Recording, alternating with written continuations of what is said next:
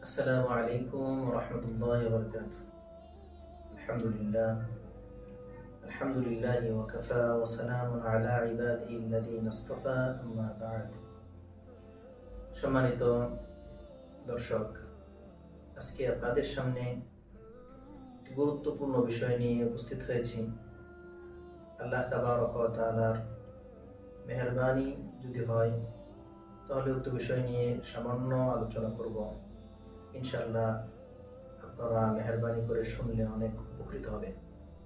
আল্লাহ তাবারক ওয়া তাআলা আমাদেরকে যে সমস্ত হুকুম দিয়েছেন, প্রত্যেকটা হুকুম এটা আমাদের জন্য, মানব জাতির জন্য, সকলের জন্য উপযোগী এবং উপকারী। হুকুমগুলোর মধ্য হতে একটি হুকুম হলো, যারা ধনাঢ্যবান ব্যক্তি রয়েছেন, ধনী ব্যক্তি রয়েছেন, তাদের জন্য আল্লাহ তাবারক ওয়া তাআলা যাকাতের হুকুম দিয়েছেন। তাদের উপর আল্লাহ তাবারক ওয়া তাআলা যাকাত ফরজ করেছেন। যাকাত ফরজ হওয়ার জন্য আল্লাহ তাবারক ওয়া তাআলা কোরআনে কারিমে যত জায়গায় নামাজের কথা উল্লেখ করেছেন, সাথে সাথে আল্লাহ তাবারক ওয়া তাআলা যাকাতের কথাও উল্লেখ করেছেন।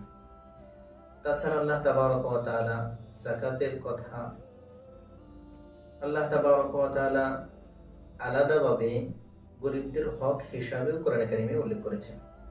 আল্লাহ তাবারক ওয়া তাআলা বলেন, ওফি আমওয়ালিহিম হাক্কুন লিসাইলি ওয়াল মাহরুম, অর্থাৎ ধনী ব্যক্তিদের ধনের মাঝে গরিবদের, ভিক্ষুকদের তাদের হক রয়েছে। যাকাত ইসলামের একটি ফরজ বিধান।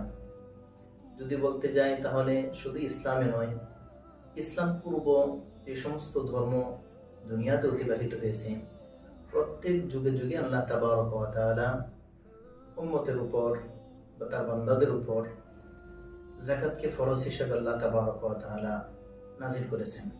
হযরত ইব্রাহিম আলাইহিস সালাতু ওয়াস সালামের জমানা, ইসমাঈল আলাইহিস সালাতু ওয়াস সালামের জমানা, মূসা আলাইহিস সালাতু ওয়াস সালামের জমানা, সর্বশেষ হযরত ঈসা আলাইহিস সালাতু ওয়াস সালামের জমানাতেও যাকাতকে ফরজ হিসেবে আল্লাহ তাবারক ওয়া তাআলা নাজিল করেছেন। আমাদের জমানা, আমাদের নবী আলাইহিস সালাতু ওয়াস সালাম যাকাতকে ফরজ হিসেবে আল্লাহ তাবারক ওয়া তাআলার তরফ থেকে নিয়ে এসেছেন।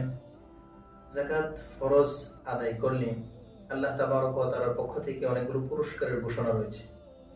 আবার যাকাত যদি কোনো ব্যক্তি আদায় না করে, তখন ওই ব্যক্তির জন্য অনেক বড় বড় শাস্তির ঘোষণাও আল্লাহ তাবারক ওয়া তাআলা রাসূলের মাধ্যমে আমাদেরকে জানিয়ে দিয়েছে।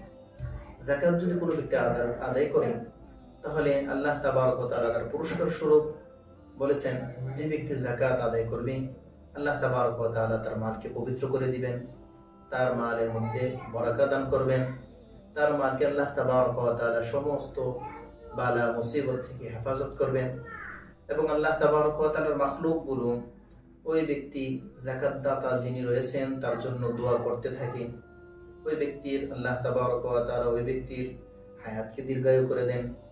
আল্লাহ তাবারক ওয়া তাআলা যাকাত দাতার জীবন থেকে সমস্ত বালা মুসিবতকে হটিয়ে দেন।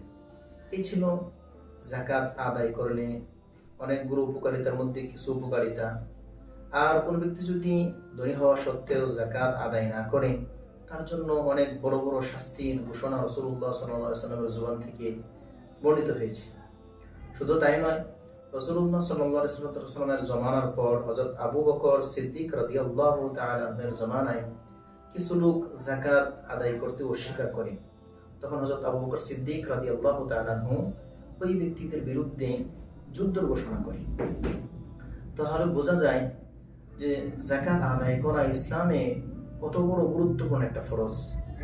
আল্লাহ রাসূল সাল্লাল্লাহু আলাইহি ওয়াসাল্লাম হাদিসের মধ্যে বলেছেন, যে ব্যক্তি যাকাত আদায় করবে না, তার মালের যাকাত আদায় করবে না, ওই ব্যক্তি মালকে কাল কিয়ামতের ময়দানে আল্লাহ তাবারক ওয়া তাআলা বিষধর বড় সাপ বানিয়ে তার গলার মধ্যে পেঁচিয়ে দিবে।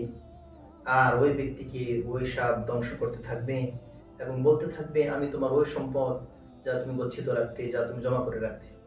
আল্লাহ তাবারক ওয়া তাআলা কোরআনে কারীমের মাঝে সূরা তাওবায় বলেছেন, যে ব্যক্তি মালের যাকাত আদায় করে না, কাল কিয়ামতের ময়দানে তার মালকে আগুনে গলিয়ে আল্লাহ তাবারক ওয়া তাআলা ওই মালকে তার মুখে, তার চোয়ালে, তার পিঠে, তার পার্শ্বদের মধ্যে আল্লাহ তাবারক ওয়া তাআলা ছেক দিবেন এবং তাকে বলা হবে এটা ওই মাল, যে মালকে তুমি গচ্ছিত রাখতে, তুমি গচ্ছিত রাখতে যে মালের জাকাত আদায় করতে না। এটা তো ছিল ওই ব্যক্তির ব্যক্তিগত শাস্তি। তাছাড়া কোনো ব্যক্তি যদি ধনী হওয়া সত্ত্বেও জাকাত আদায় না করে, আল্লাহ তাবারক ওয়া তাআলা সর্বজনীন কিছু শাস্তি রেখে দিয়েছেন। সর্বজনীন শাস্তিগুলোর মধ্যে হতে প্রথম শাস্তি বলা যায় যে ওই ধনী ব্যক্তিগণ যদি জাকাত আদায় না করে, তাহলে আল্লাহ তাবারক ওয়া তাআলা ওই সম্প্রদায়ের মাঝে দুর্ভিক্ষকে চাপিয়ে দেন এবং আল্লাহ তাবারক ওয়া তাআলা মহামারী দান করেন। ওই জাতির মধ্যে মহামারীকে আল্লাহ তাবারক ওয়া তাআলা দান করে দেন, বা বালা মুসিবত দ্বারা আল্লাহ তাবারক ওয়া তাআলা ওই জাতিকে গ্রাস করে নেন। পারিবারিক জীবনেও ওই ব্যক্তি বিভিন্ন মুসিবতের মধ্যে নিমজ্জিতই থাকে। এজন্য উদারত আহ্বান থাকবে, আল্লাহ তাবারক ওয়া তাআলা যাদেরকে ধন সম্পদ দিয়েছেন, আল্লাহ তাবারক ওয়া তাআলা ধন সম্পদের শুকরিয়া আদায় করুন। আর সবচেয়ে বড় শুকরিয়া এটাই হবে, আল্লাহ তাবারক ওয়া তাআলা ধন সম্পদ দিয়েছেন খরচ করার জন্য, খরচগুলো আল্লাহ তাবারক ওয়া তাআলা যে পাত্রে খরচ করতে বলেছেন ওই পাত্রে খরচ করুন। ধনী ব্যক্তিগণ জাকাত আদায় করুন, জাকাতের সাথে সাথে আত্মীয় স্বজনের হকগুলো আদায় করা হোক, সদকায়ে নাফিলা এগুলো আদায় করা হোক। আল্লাহ তাবারক ওয়া তাআলা আমাদের ধনী ব্যক্তিদেরকে যথাযথভাবে জাকাতগুলো আদায় করার তৌফিক দান করুন। আমিন। ওয়া আখিরু দাওয়ানা আলহামদুলিল্লাহি রাব্বিল আলামিন। আসসালামু আলাইকুম ওয়া রাহমাতুল্লাহি ওয়া বারাকাতুহু।